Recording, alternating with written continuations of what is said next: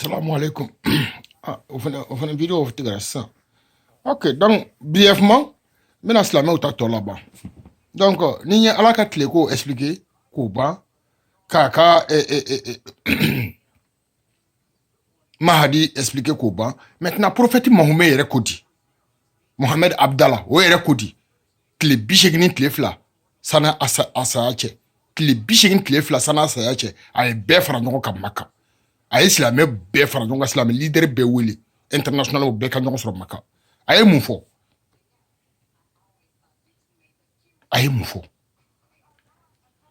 a ko silamɛw kana ba ɲɛmɔgɔ la dɛ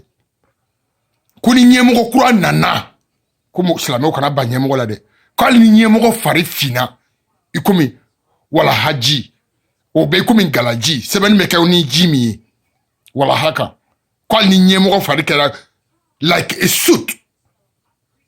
Don't refuse a leadership.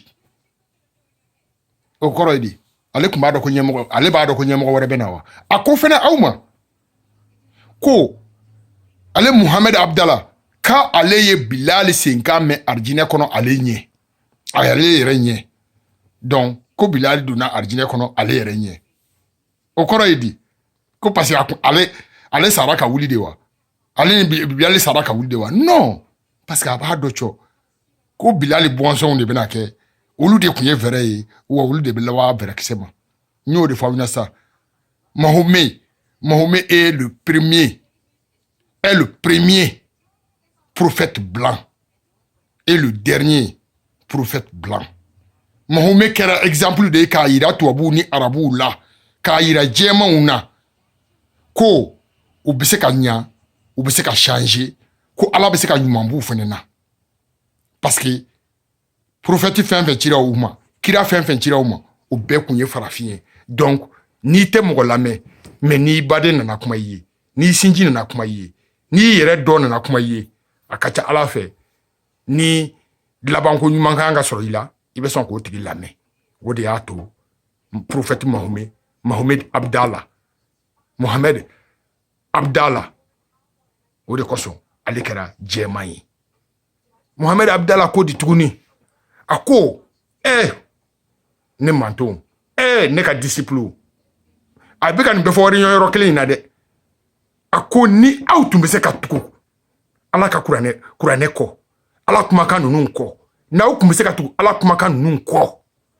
ani ne Mohamed yɛrɛ ka jogo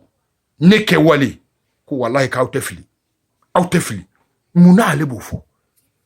Muna ale b'a fɔ ko mɔgɔ jama bɛ se ka tugu kuranɛ kɔ a n'ale jogo donc jama kun y'a yira kaba k'u bɛna sira bila de yɔrɔ o kɔrɔ ye ko c'est dans le futur an ka hakili fara ɲɔgɔn kan mani ne ta tɛ yɛrɛ yira ye koyi non parce que ne b'a dɔn cɔ fɛn min ye ne ɲɛ ni waga wallahi n'aw y'aw dusukun da yɛrɛ ka kuma ninnu lajɛ k'a comparer aw yɛrɛ ka diinɛ bilamaw la a ma se ne ka fɛn fɔ sa aw yɛrɛ b'a dɔn k'aw ka diinɛ bilama ninnu tɛ sa ninnu tɛ o e m'a ye musow t'u ka baara dɔn du kɔnɔ e m'a ye dutigiw t'u ka baara dɔn e m'a ye dudenw t'u ka baara dɔn mɔgɔ si t'a ka baara dɔn sigida la mɔgɔ si t'a ka baara dɔn jamana kɔnɔ dugu kɔnɔ diɲɛ kɔnɔ mun de y'o kɛ ne m'o de fɔ aw ɲɛna n ko misiri église synagogue n k'a sigikun tɛ seli ye u si dayɛlɛkun tɛ seli ye a sigikun de ye ka sira yira Ala diya ɲɛmɔgɔw la ka sira yira Ala denw na minnu kɔnɔna fili d'u ka baara la minnu bɛ baarako ɲɛɲini na minnu bɛ jogoko tɔ ɲɛɲini na minnu b'a fɛ ka kɛ fɛn ye k'u yɛrɛ ta tiɲɛ kɔnɔ a kun de ye ka sira yira olu la mais a kɛra fugariw sigiyɔrɔ ye bi a kɛra nkalontigɛlaw sigiyɔrɔ ye bi a kɛra hakilintaw sigiyɔrɔ ye bi hali jɛnɛyakɛlaw yɛrɛ sigiyɔrɔ ye bi aw bɛɛ bɛ ɲɔgɔn dɔn aw t'aw jogo changer pour que Ala kana aw dɛmɛ aw jogo changer aw k'aw dusukun changer pour que Ala kana aw dɛmɛ aw tɛ ne ka kuma in lamɛn n'aw bɔra ten n y'o de fɔ aw ɲɛna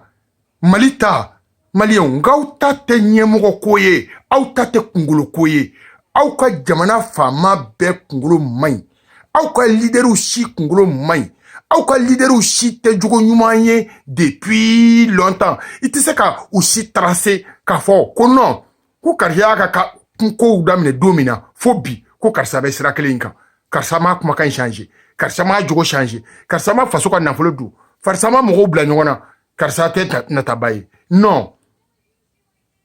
aw bɛɛ de bɛ changer ni fiɲɛ cira ka taa fan fɛ aw bɛ ci ka taa o fɛ ni nafolo kun bɛ fan fɛ aw bɛ fiyɛ ka taga ye ni dusu bɛ fan fɛ aw bɛ fiyɛ ka taa ye mais aw si tɛ tiɲɛ lajɛ aw si tɛ réalité lajɛ aw si tɛ passé filɛ ka référé o kan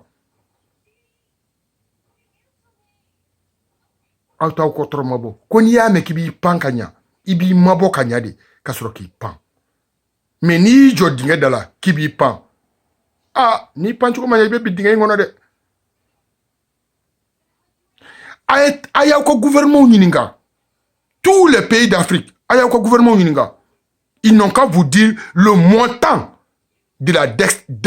des dettes extérieures de vos pays aw ka juru contractelenw à l'extérieur k'u k'u yira u la u ye garantie sugu jumɛn di les dettes intérieures aussi u ye garantie sugu jumɛnw da garantie jumɛn b'aw bolo garantie wɛrɛ t'aw bolo nka aw ka souveraineté de y'aw ka garantie ye n y'o de fɔ aw ka souveraineté ye aw ka ressources minières ninnu de aw tɛ se ka yala yala ka mɔgɔw ka fɛn juru ta ka fɛn da garantie ye n'o tigi ko k'u b'o nɔfɛ aw b'a kɛ manamanakan ye donc n'aw bɛ manamanakan na u b'aw bila ɲɔgɔn na de o parce que n'aw en tant que aw bɛ ka ɲɔgɔn faga en tant que aw bɛ ka ɲɔgɔn bana en tant que aw bɛ sira tɔgɔma in na en tant que aw bɛ ɲɔgɔn neni na aw bɛ ɲɔgɔn hasiriya la sitanɛ o bɛ dugu kan o bɛ k'a ka fɛnw cɛ o bɛ k'a ka ressources o bɛ k'aw ka ressources bɔ o aw ɲɛ t'o ye o aw hakili t'o ye o